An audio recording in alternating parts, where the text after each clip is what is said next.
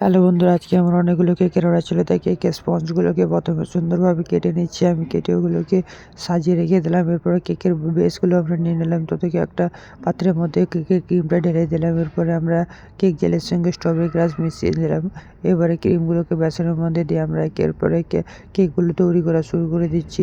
প্রথমে আমরা strawberry crush দিয়ে ওটার কেক বানাচ্ছি, সাইডে চকলেটের ক্রাশ দিয়ে দিলাম। এরপরে এটা আমরা স্ট্রবেরি ক্রাশই ইউজ করেছি। আজকে কেক বানাবো সাধারণত আমরা 4টে ক্রাশ দিয়ে, স্ট্রবেরি, পাইনঅ্যাপেল, বাটারস্কচ, লিচি।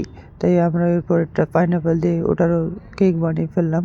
এরপরে আমরা বানাবো আমরা লিচি ক্রাশের সঙ্গে আমরা কেক জেল মিশিয়ে ওটাকেও কেক বানানো শুরু করে ওটারও একটা সুন্দর ডিজাইন বানিয়ে ফেললাম। এরপরে আমরা বানাচ্ছি বাটারস্কচ, আর বাটারস্কচের ওটাও তৈরি করে ফেললাম। এরপরে আমরা ফ্রাই প্যান ব্যাগের মধ্যে ডিজাইনের জন্য ওর মধ্যে ক্রিম ভরে নিলাম। ক্রিম ভরে কেকগুলোকে খুবই হালকা ডিজাইন দিয়ে ওগুলোকে একের পর এক ডিজাইন করতে আমরা শুরু করে দিলাম। খুবই সাধারণ ডিজাইন দিলাম, খুবই অল্প সময়, তাই খুবই সাধারণ ডিজাইন দিয়ে কেকগুলোকে আমরা রেডি করলাম। দেখো আমাদের কেকগুলো রেডি হয়ে গেছে।